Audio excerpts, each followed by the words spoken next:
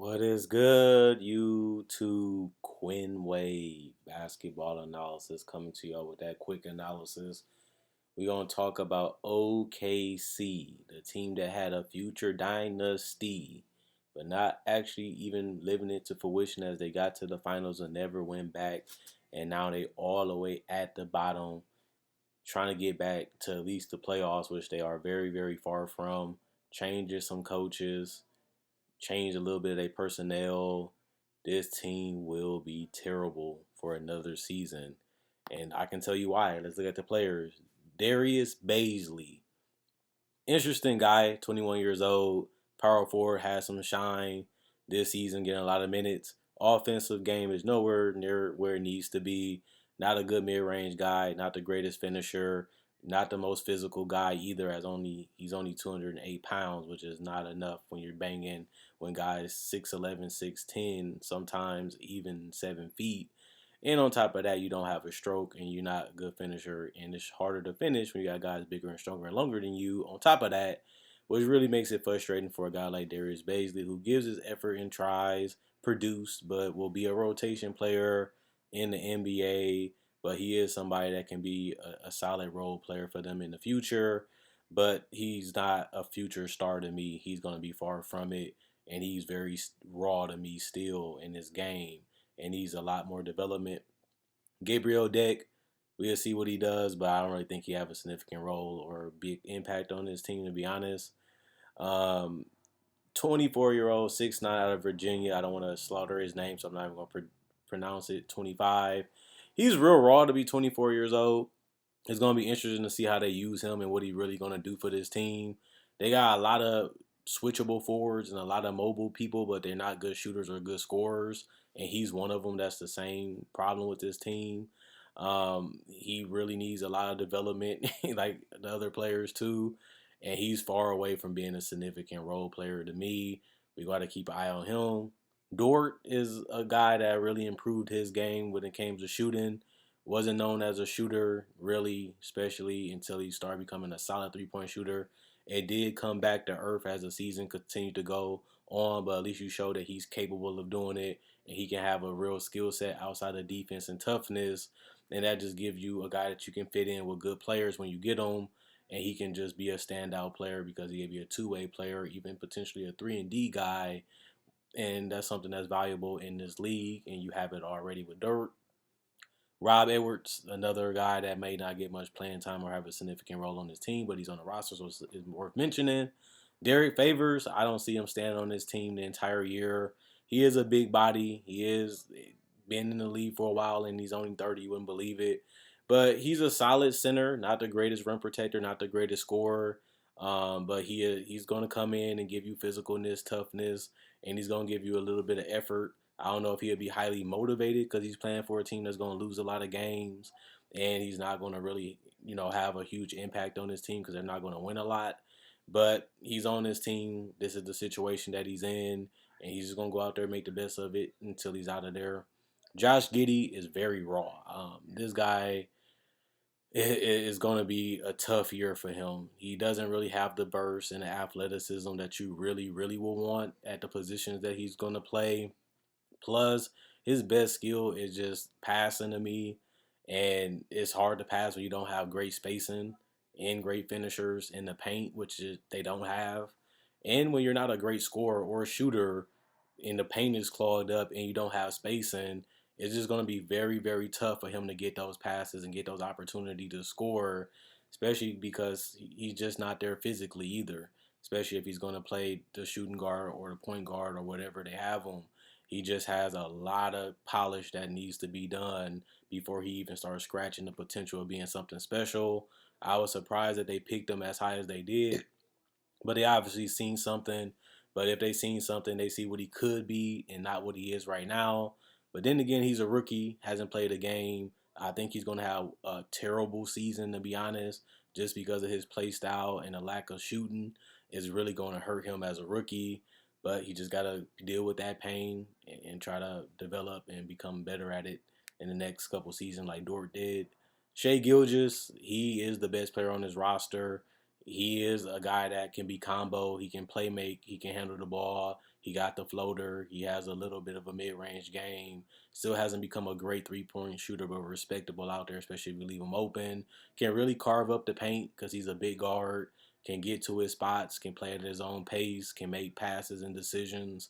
He just don't have the talent around him to utilize him at his best. But he got his extension. He deserved it. He put up improved numbers, even though he was on the worst team compared to the year before. And you just gotta give him respect for sticking it out and playing a long-term view with his Oklahoma City roster. Jalen Hoard, not going to be a significant player on this roster, unfortunately, but he is a guy that they're going to try to develop and bring along slowly if he stays on the roster. Jerome is another guy that's been known, hasn't really become that great of a player so far, but he's young. He hasn't really proven a lot, hasn't really done a lot. Maybe he gets a lot more opportunities with the Thunder, and we can really see what he becomes for this team. But he's very raw and has signs that he can be a combo scorer. We just have to see if he's able to realize it. Vit and Theo are interesting guys. Vit, I don't really see playing really at all this season, to be honest. If he does, it'd be within 10 minutes. Teo, for example, is very, very raw. He's a point guard that can be combo-esque, but the shooting is just not there. Still learning how to hit the mid-range and the threes and get to the basket. And the scoring is just not there for him. He was very raw, very, very raw coming into the league. And it really showed, his rookie season. He's a 2-3 year guy away from being something special or just being a starter. We don't really know what he will be because we're going based on potential. It don't mean it's going to happen. But he still is a guy that's 6'4" and can do a lot of things potentially for your organization.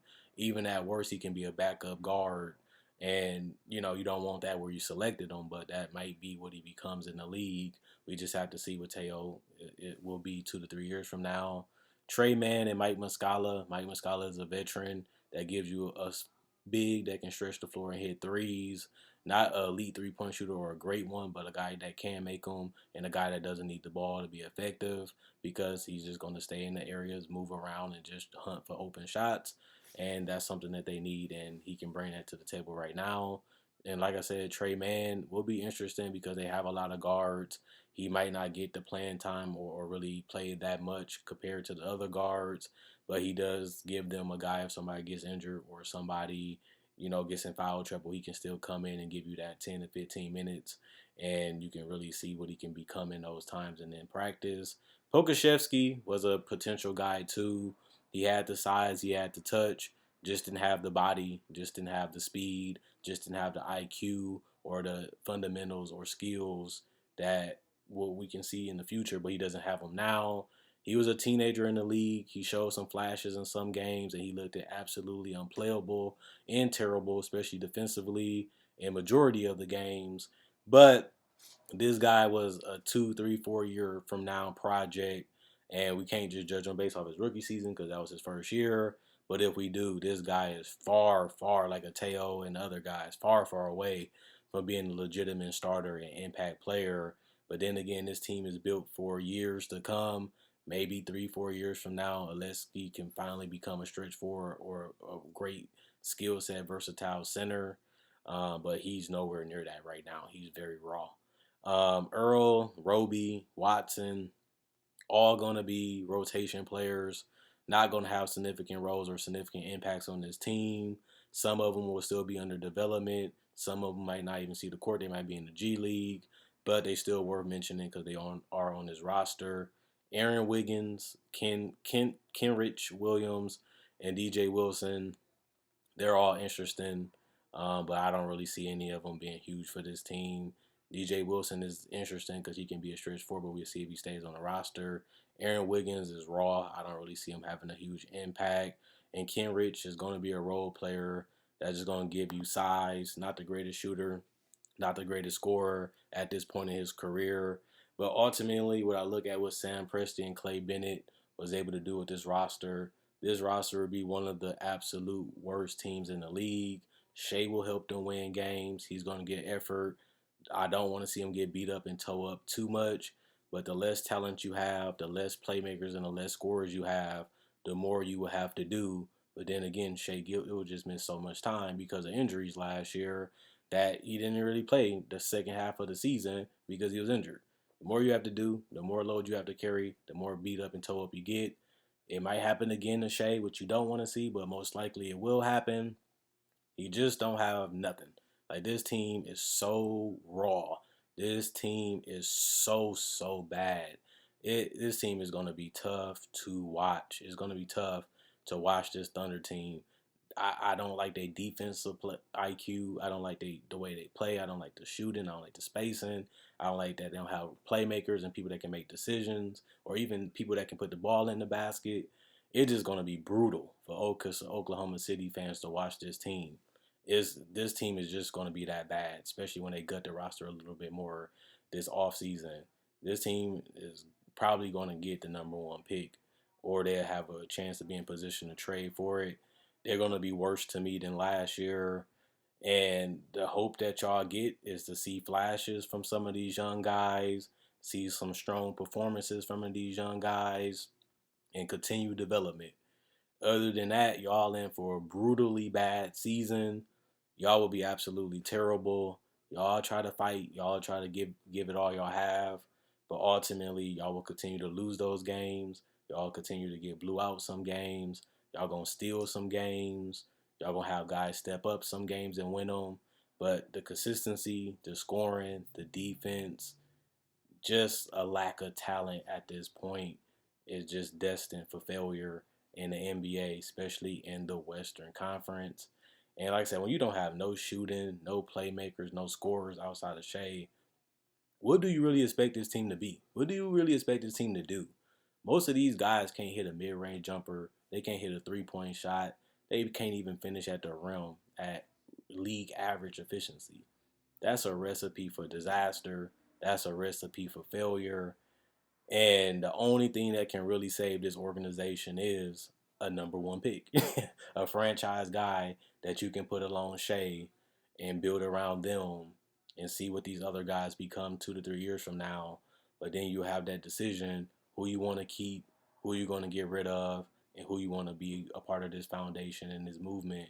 But this still 2 3 years from now. Like, we don't even know what this roster going to be, what it's going to look like, and what these players might actually become years from now. So they put themselves in a position possibly to be the worst team in the NBA, which do give them a better odds to getting the number one pick, and they in desperate need of that. So if this put them in that position to where they can get it, that's probably the best situation for the Thunder. Remember, y'all do have other picks in the draft, so y'all can either trade up or y'all can either take more swings on projects or possibly get the guy that you want and see what he does with this team and let them build and develop together and see what you have years from now. But Oklahoma City fans, prepare for a brutal season and probably the worst season in the NBA. If I had to be honest, that's how bad this team really is. And it's really nothing to look forward to outside of seeing what these guys become as the season goes on, as a group and as individual players. That's all you're really watching for this year. But shout out to Shea for getting that paper. You know, they paid him, they gave him the max, and he's going to have a tough couple years in Oklahoma City as long as he's on his roster. But they playing the long-term game, and we'll see if it pay off. You know, they did it before. They didn't bring the title home. Maybe if they do it right this year, be patient, make the right moves, get the right guys, and get a right culture that they're trying to build right now, maybe we can be looking at them as champions, something that they didn't accomplish years ago when they had a big three. They have another chance to try to rebuild that with all the picks they have and try to get another big three and possibly win the entire thing. But it didn't happen back then. They have a long time to figure it out now. And, you know, Oklahoma City fans, man, what comes up must come down. Y'all didn't cash in and win the title when y'all had a chance. And now y'all trying to get back to that point to get to the next point to win it all. But it's a long way ahead, a long, long vision. And I ain't really seeing it clear right now. Y'all so bad this year that I don't even want to watch this team. I'm going to watch it because I'm an analyst, but this team is the worst team in the league.